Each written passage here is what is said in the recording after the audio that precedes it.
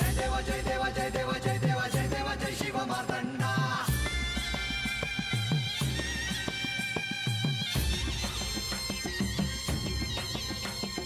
जय देव जय देव जय देव जय देव जय देव जय शिव मार्तंडा. हरिवर्धन मल्हारी तुझी प्रचंडा. अगडतुम नगारा सोन्याची जेजुरी देव गेले जेजुरा निळा घोडा. अगडतुम नगारा सोन्याची जेजुरी देव गेले जेजुरा निळा घोडा. पाऊ में तोडा कमरी कर पटा मिहिर मस्तकी तुळा. खोबऱ्याचा कुटका भंडाऱ्याचा भडका बोल अहंकारा सदानंदाचा येळकोट. सदानंदाचा येळकोट. जय देव जय देव जय देव जय देव जय देव जय शिव मार्तंडा. जय देव जय देव जय देव जय देव जय देव जय शिव मार्तंडा. हरिवर्धन मल्हारी तुझी प्रचंडा. जय देव जय देव जय देव जय देव जय देव जय शिव मार्तंडा. हरिवर्धन मल्हारी तुझी प्रचंडा.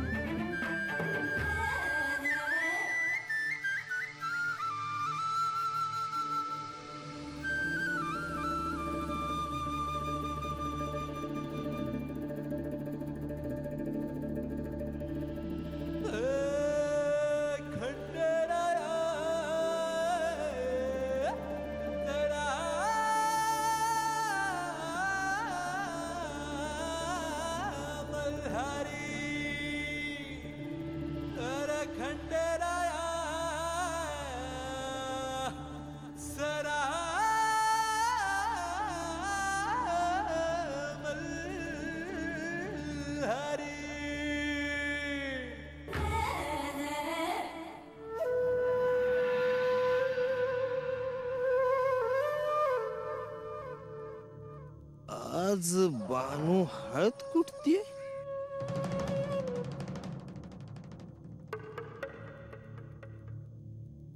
मला तर वाटतंय आमच्या लग्नाकरताच हळद कुठतीये.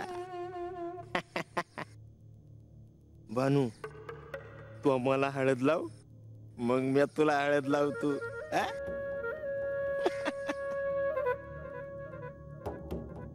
तो फगस्त माझी हो मग बघ कस राजाच्या राणीगत ठेवतो का नाही तुला.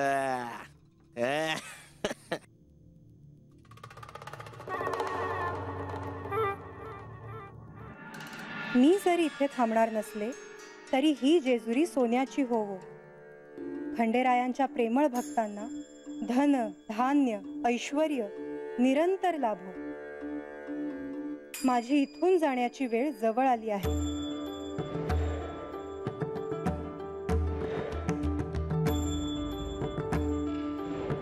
नारायण नारायण. प्रणाम माते.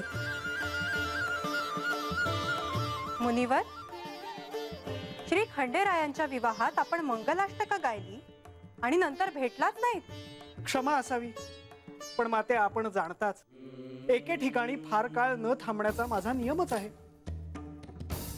पण माते आपण कुठल्याशा गहन विचारात होता. हो, विष्णू लोक आमची वाट पाहतो आहे त्याचाच विचार करत होते. खरे आहे आपण ज्या कारणासाठी इथे आला होतात ते कार्य आता पूर्ण झाले. काय सुंदर नियोजन होते आपण उभयतांचे.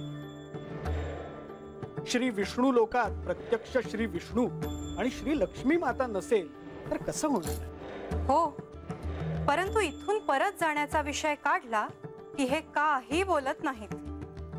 आश्चर्य आहे. म्हणजे जायचं नाही असंच म्हणतात. नाही म्हणत नाहीत परंतु हो देखील म्हणत नाहीत. पण आपण इथे राहिलात तर इथे जे जे घडेल त्यात आपणाला काही ना काही भूमिका घ्यावीच लागणार आणि ते काही सोपे नाही. नारायण नारायण. मुनिवर, आपण इथे आलात हे जाणवलंच मला, म्हणून मीच आपल्याला भेटायला आलो. नारायण नारायण. मुनिवर, काही विशेष वार्ता? आपण साऱ्या जगाचे चालक आहात. वार्ता कसली प्रभू, मी आपणा उभय त्यांच्या दर्शनासाठी इथे आलो होतो. आपण विशेष वार्ता म्हणून सांगायची झाली तर आपण कुंभकाच्या भावाला जे शासन केले होते त्यामुळे तो भ्रमिष्ट होऊन सगळीकडे फिरतो आहे. कुंभकाला आता पुढे काय करावे हे कळेनासे झाले आहे.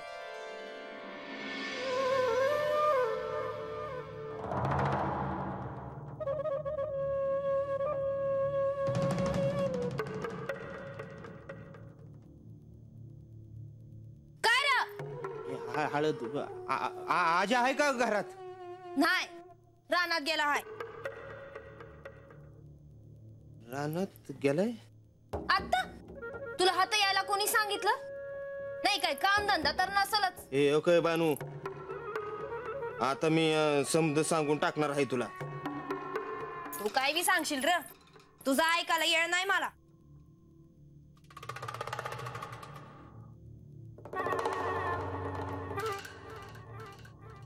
ए बानू, माझ्या आईनं आज्याला सांगून बघितलं आणि तुला बी सांगितलं माझ्या संग लगीन कर म्हणून. काय तुम्ही ऐका ना. ते सांगायला आलाय सोय हात. सकाळ सकाळ सकाळ म्हणू नकोस, रात म्हणू नकोस, दिस म्हणू नकोस.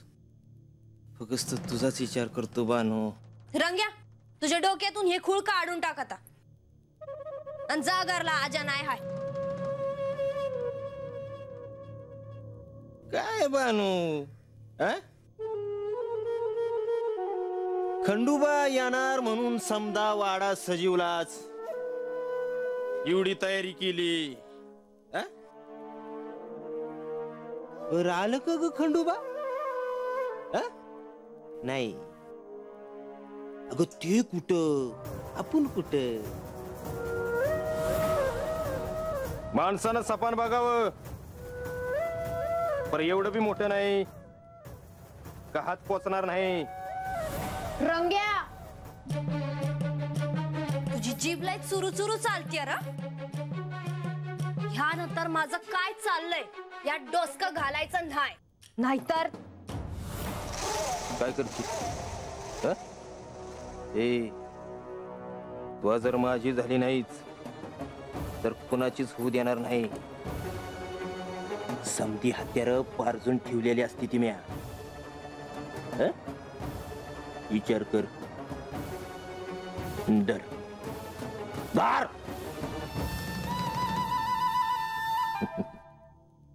येऊ का?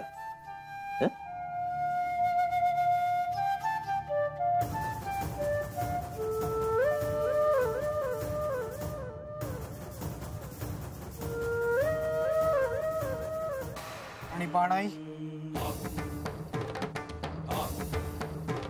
आपली शिष्या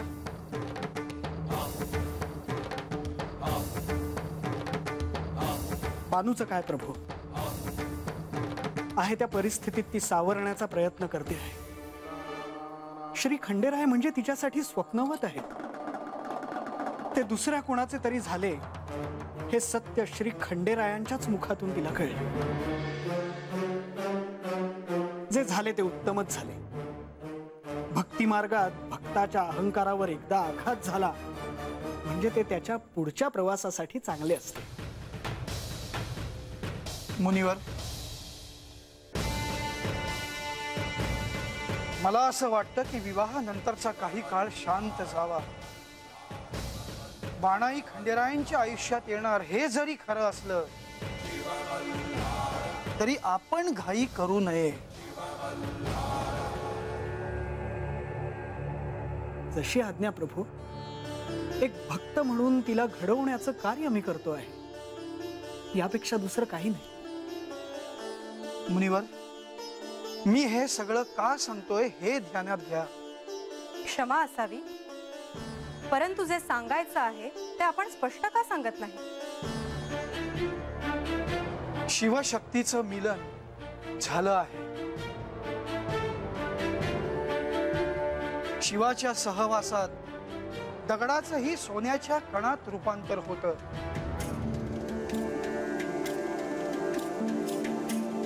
इथे तर प्रत्यक्ष म्हाळसा देवी आहेत. म्हाळसा देवींना त्यांच्या मूळ स्वरूपाची जाणीव अंश रूपाने व्हायला सुरुवात होईल.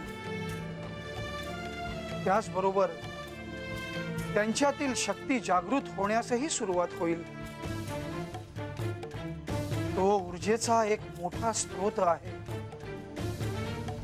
त्याला प्रवाहित कसा करायचा, कसा नियंत्रित करायचा हे म्हाळसा देवींना कळणार नाही. कारण त्यांना त्यांच्या मूळ स्वरूपाचं स्मरण नाही. आपल्या सगळ्यांना त्यांचा क्रोध माहीत आहेच. म्हाळसा देवींना त्यांच्या मूळ रूपाचं स्मरण स्वतः श्री खंडेराय करून देतील, कारण त्यांनी तसं सांगितलं आहे. त्यामुळे या परिस्थितीमध्ये आपण कोणताही हस्तक्षेप करू नये असं मला वाटतं.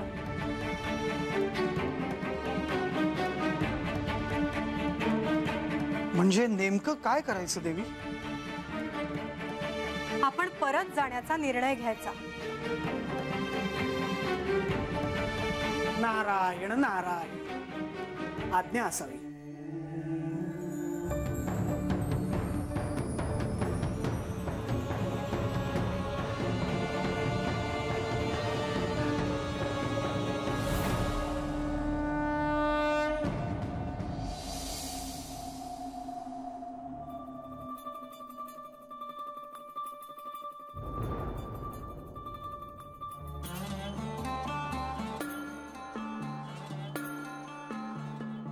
असा या अशा आनंदाच्या क्षणी तुला माझ्याकडून काय भेट हवी आहे?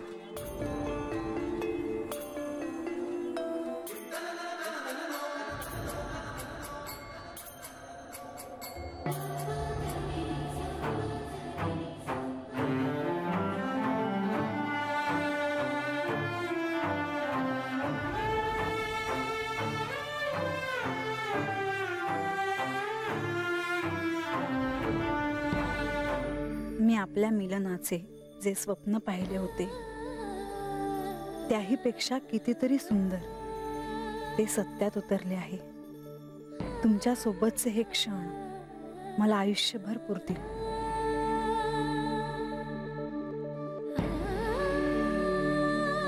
म्हाळसा, तुम्ही कधी आलात? तुम्ही स्वतः हरवला होता तेव्हा. मी तुम्हाला जे सजवलं ते त्यांना आवडलं का?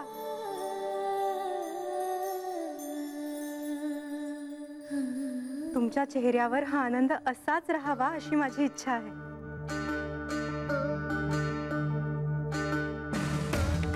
खूप आनंदी आहे मी. तुम्हाला एक सांगायचं आहे.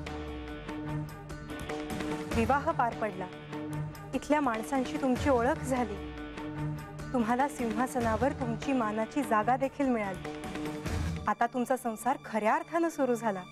हो, पण या विवाहासाठी तुम्ही आणि प्रधानजींनी जे काही केलं आहे ते नाही विसरणार मी. म्हाळसा, आता मी परत जाणार आहे.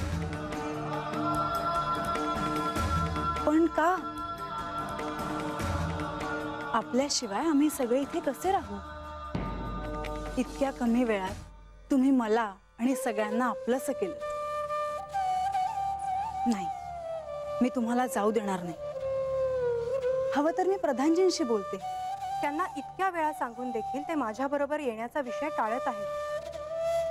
म्हणून मी एकटीनेच परत जाण्याचा निर्णय घेतला आहे.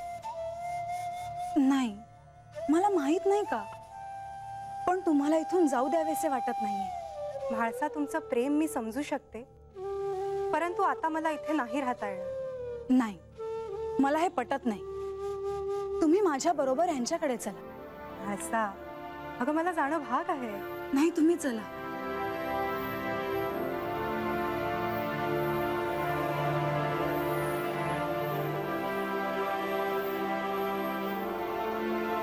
मी विवाहाच्या दिवशी केवळ दिलेले वचन पूर्ण करण्यासाठी माझ्या भक्ताला भेटायला गेलो होतो. आणि हे म्हाळसेला कितीही समजून सांगितले तरी तिचा विश्वास बसत नाहीये. आणि आपल्या मार्तंड भैरवाच्या अवतारातील माझं कार्य जोवर पूर्ण होत नाही तोवर मी विष्णू लोकात परत जाऊ शकत नाही. हे लक्ष्मी देवींना कसं सांगायचं हा मोठा प्रश्न आहे. आणि प्रधानजी, मी त्यांना आग्रह करूनही त्यांनी इथे थांबण्यास नकार दिला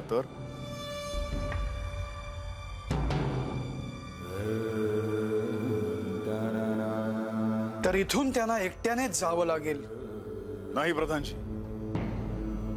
ते योग्य नाही. कारण त्या तुमच्या अर्धांगिनी आहेत. तुम्ही इथे आणि त्या तिथे हे मला कदापि आवडणार नाही. मी जाणतो देवा, परंतु माझे सगळे प्रयत्न करून झाले आहेत. अनेक तऱ्हेने त्यांना समजावूनही सांगितलं आहे, परंतु त्या आपला परत जाण्याचा हट्ट सोडण्यास तयार नाही. प्रधानजी, आता मलाच काहीतरी असे करावे लागेल की जेणेकरून तुम्ही दोघे एकत्र आमच्या सोबत जेजुरी गडावर राहाल. मला आपल्याशी बोलायचे आहे.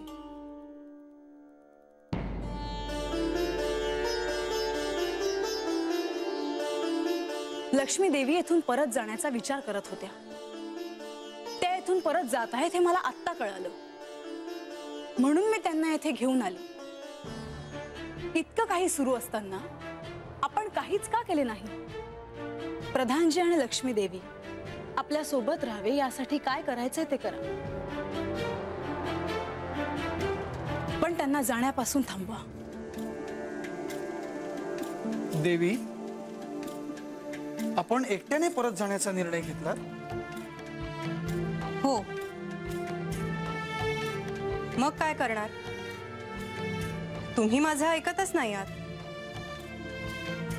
प्रधानजी, मी बहिणीच्या नात्याने आपल्याला सांगते, आपल्याला मी जाऊ देणार नाही. आपण दोघेही मला इथेच हवे आहात. प्रधानजी आणि लक्ष्मी देवी मला अत्यंत प्रिय आहे. त्यांचा सहवास मला मिळाला याचा मला आनंद आहे. तेव्हा म्हाळसेच्या आग्रहावरनं आपण दोघांनी इथे राहावे असे मी आपणास सुचवितो. परंतु लक्ष्मी देवी, प्रधानजी, आपण दोघांनी इथे राहणे का आवश्यक आहे हे मला आता सांगावे लागेल.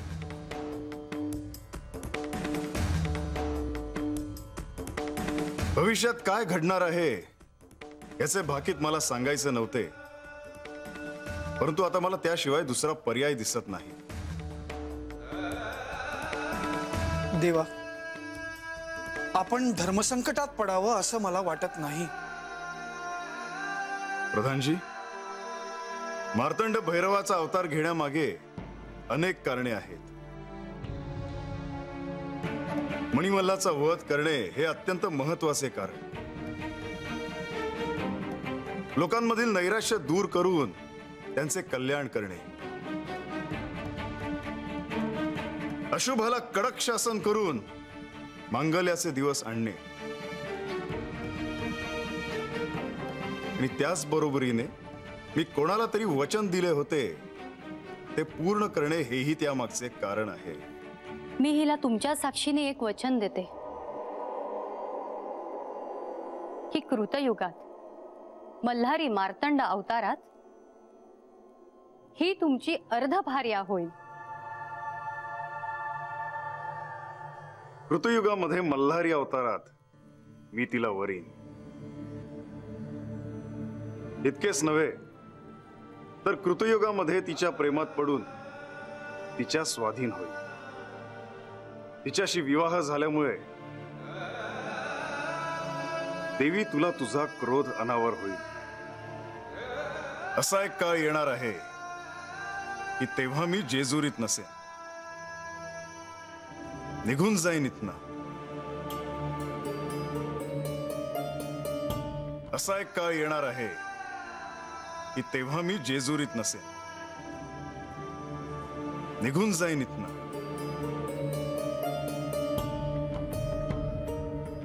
तोपर्यंत आपल्याला खूप मोठे दायित्व सांभाळावे लागेल. म्हाळसेची काळजी घ्यावी लागेल. आणि लक्ष्मी देवी, आपण जर इथे थांबलात तर मला सहाय्य होईल. देवा, सहाय्य वगैरे आपण का बोलता आहात? पण मला एक कळत नाही, तुम्ही कुठे जाणार आहात? कोणाकडे जाणार आहात? कशासाठी जाणार आहात? मी तुम्हाला कुठेही जाऊ देणार नाही. म्हाळसा, केवळ तुझ्या आग्रहावरून प्रधानजी आणि लक्ष्मी देवींनी इथे थांबावे यासाठी भविष्यात काय घडणार आहे हे मी त्यांना सांगितले. ह्याच्यापेक्षा अधिक मला तुला काहीच सांगता येणार नाही. असे कसे? मी तुमची अर्धांगिनी आहे. सत्य काय आहे हे मला जाणून घ्यायलाच हवं. असा भविष्यात काय घडणार आहे हे मी तुला सांगणे म्हणजे निसर्गाच्या नियमाविरुद्ध आहे. देवा, आमच्या जाण्यामुळे तुमच्या समोर वेगळाच प्रश्न उभा राहिला आहे. आपण दोघांनी एकत्र बोलावं असं मला वाटतं. आम्ही आमच्या कक्षात आहोत.